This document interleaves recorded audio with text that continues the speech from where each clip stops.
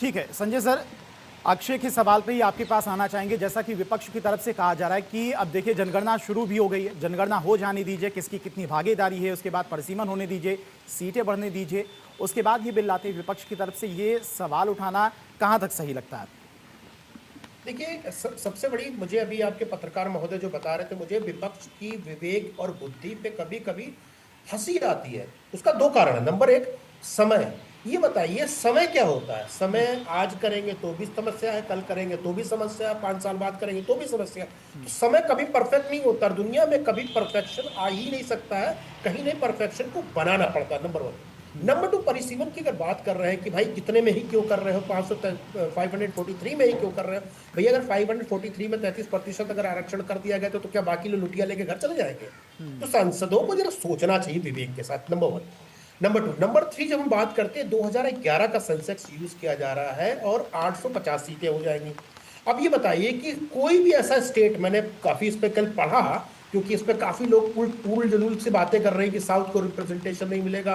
बहुत सारी रील आ रही है कि साउथ के साथ अन्याय हो रहा है। उत्तर प्रदेश, बिहार में तो अनपढ़ लोग रहते हैं, यहाँ पे जनसंख्या बढ़ा दी गई है, इसलिए सीट सारे लोगों में अगर हमारे उत्तर प्रदेश की तकरीबन 40 सीटें बढ़ रही हैं, तो आप साउथ में भी तकरीबन 20 से 22% सीट बढ़ रही हैं। आप अगर अंदाजा कर लें, वेस्ट बंगाल का 23 सीटें बढ़ रही हैं। उत्तर प्रदेश में आज की सिनारियो देख लीजिए और 40 सीट का बढ़ना देख लीजिए। वेस्ट बंगाल का आज का सिनारियो देख लीजिए, 23 सीट का बढ़ना देख लीजिए।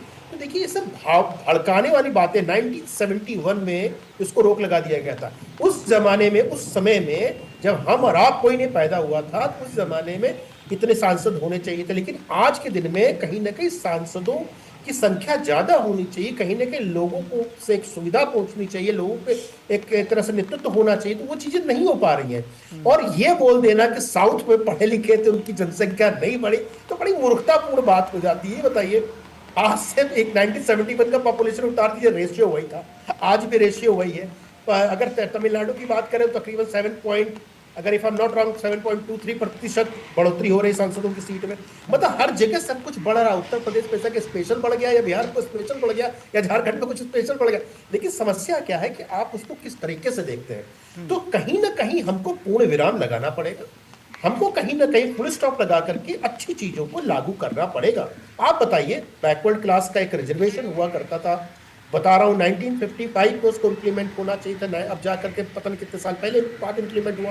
तो जो चीज जब इम्प्लीमेंट होती है तो उसका रिजल्ट इमीडिएटली आता है। आप 71 की चीजें, 1971 की चीजों को अगर 2026 में कर रहे हो, 2001 की चीजों को 2026 में कर लीजिए, यानी हमारा विकास का दर जो है कहीं ना कहीं रुक जाता है, विकास में नहीं जा पाते।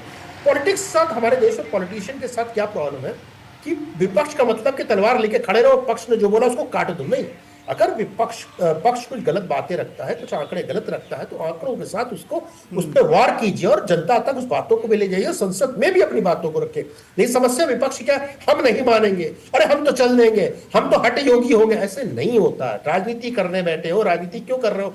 पार्टी लाइन के लिए बात नहीं हो रही, यहाँ पे आप रिप्रेजेंटेटिव हो, किसी प्रदेश के, किसी शहर के, किसी कस्बे के, किसी जनमानस के प्रतिनिधि हो, उसके उत्तरदायित्व हो, पार्टी के उत्तरदायित्व आपका बात तो बनता है। लेकिन यहाँ पे समस्या क्या है, उत्तरदायित्व को जानना ही नहीं है, बस तलवार लेके खड़े हैं मिलाकर कि कोई भी संजय सर, सरकार कुल में मिलाकर कोई देखा चीज जाए, उसको काट के। कुल मिलाकर देखा जाए तो विपक्ष का खाली काम सरकार का विरोध करना है। सरकार कोई बिल लेकर आती है उसका विरोध करना है, उसका गलत नरेशन लोगों के बीच में बैठाना है, और वही विपक्ष करता हुआ नजर भी आ रहा है। राहुल गांधी कह रहे कि ये शर्मनाक कानून है, पुराना लाओ, उसका हम समर्थन करेंगे। सर्वे सर, आपके पास आना चाहेंगे। विपक्ष का इस वक्त फंसा हुआ है, अगर विरोध करता है विपक्ष, ये बिल पास नहीं होता है, तब भी विपक्ष से महिला सांसद या फिर देश की महिलाएं नाराज हो सकती हैं। पास हो जाता है तब भी बीजेपी को इसका क्रेडिट चला जाएगा कि ये बिल पहले आना चाहिए था, लेकिन बीजेपी लेके आई। देखिए, क्रेडिट तो जो पार्टी सत्ता में रहती है वो उसको मिलता ही है, और यूपीए के समय इतने सारे बिल आए तो क्रेडिट तो यूपीए को ही था ना। यहाँ पे पार्टी, जैसे कि अभी राणा जी भी बोल रहे थे, हर पार्टी को पार्टी लाइन से ऊपर उठ के ये काम करना पड़ेगा, क्योंकि जो बहुमत का आंकड़ा है, अगर मान लीजिए, जब पहले भी मैंने बोला 60 सांसद ऐसे हैं जिनको दूसरे अपोजिशन पार्टी से आना पड़ेगा, या पार्टी वॉकआउट कर जाए, वोटिंग में हिस्सा न ले, तब ये होगा। और यहाँ पे तो इसमें कोई दो राय नहीं है कि बीजेपी एनडीए घटक दल को, बीजेपी नहीं केवल इसका फायदा उठाएगी, एनडीए इसका फायदा उठाएगी और एनडीए को क्रेडिट जाएगा। और सचमुच आप सोचिए कि ये 33% आरक्षण अगर परिसीमन के मामले पे ये अटका देते हैं तब पर भी वो अटक जाएगा, वो पास नहीं होगा। जो 2029 के लोकसभा चुनाव में 33% महिलाओं को आरक्षण मिलेगा वो नहीं हो पाएगा। तो यहाँ पे भी विपक्ष के पाले में कुछ नहीं है, केवल लॉस ही लॉस है। यहाँ पे उनको ठीक है, आप सरकार को घेर रहे हैं, आप सार्थक बहस करिए, लेकिन हर चीज में कह देना टाइमिंग नहीं है।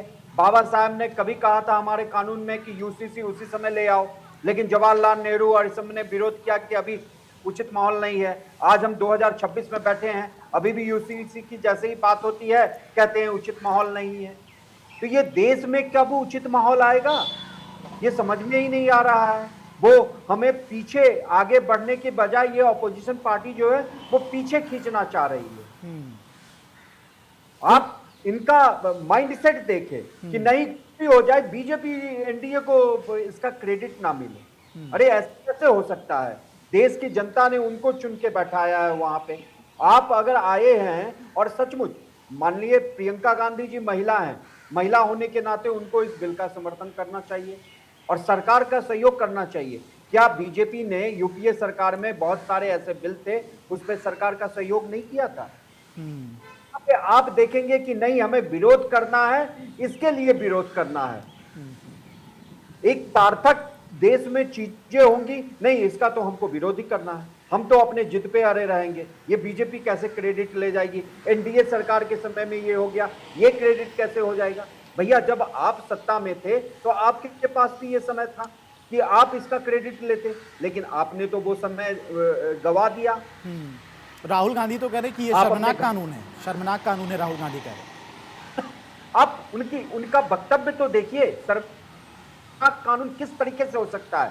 शर्मनाक कानून था 1991 में वर्शिप एक्ट पास करवा देना, शर्मनाक कानून था धोखे से 75 के इमरजेंसी के समय में धर्मनिरपेक्ष और सेकुलर राष्ट्र घोषित कर देना। बाबा साहेब और बाकी के राजेंद्र प्रसाद जी के मुंशी जी इन सबों ने जो हमारा संविधान बनाया था उस समय क्यों नहीं सेकुलर संविधान किया था? तो शर्मनाक तो ये चीजें थी। शर्मनाक ये नहीं है कि देश की आधी आबादी को आप उसका हक देने जा रहे हो।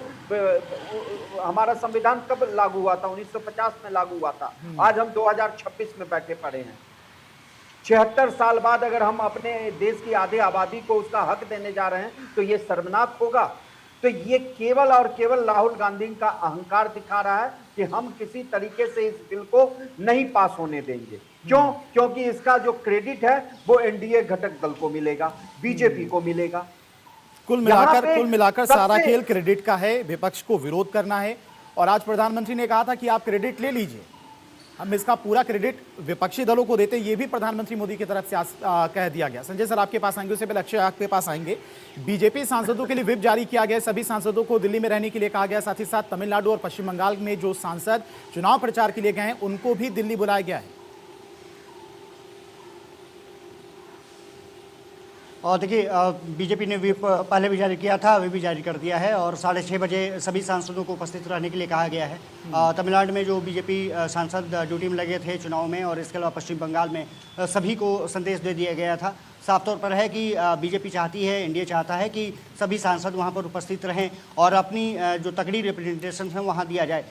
विपक्ष का रवैया आपने देखा ही है, वो 2-3 मुद्दों को लेकर के ज़्यादा हमलावर हैं। एक तो ये है कि जब 2023 में जब नारी वंदन अधिनियम लाया गया उसमें पास करा लिया गया, विपक्ष ने भी सहयोग दे दिया, तो फिर उस समय क्यों नहीं लागू किया गया? 24 के चुनाव में भी उसको लागू किया जा सकता था। ये विपक्ष का साफ तौर पर कहना है। 3 साल बाद अचानक क्यों सरकार को याद आई कि अब इसको लागू करने की ज़रूरत है, संशोधन उसमें करने की ज़रूरत है, और 3 साल में ऐसा क्या हो गया कि संशोधन करने की ज़रूरत पड़ी है? ये तमाम मुद्दे ऐसे हैं जिस पर कि सरकार को जवाब भी देना है। मुझे लगता है कि जब 6 बजे के आसपास केंद्रीय गृह मंत्री अमित शाह बोलेंगे तो ये तमाम मुद्दों को लेकर के अपनी बात रखेंगे। हालांकि कल भी उन्होंने तमाम मुद्दों को एक संक्षेप में बात रखने की कोशिश की। प्रधानमंत्री नरेंद्र मोदी ने भी अपने 40 मिनट के भाषण में तमाम जो मुद्दों को एक तरफ से करने की कोशिश की। साफ तौर पर है कि अब अलग जो विरोध किया जा रहा है उसको लेकर गृह मंत्री अमित शाह की तरफ से क्या जवाब दिया जाता है, साथ ही साथ इस बिल बिल को लेकर जिस तरह से विरोध विपक्षी सांसद लगातार करते नजर आ रहे, राहुल गांधी करते नजर आ रहे हैं, उसको लेकर गृह मंत्री अमित शाह सदन में क्या बोलते हैं और ये बिल पास होता है या फिर नहीं होता है, इस पर नजर लगातार भारत 24 की बनी हुई है।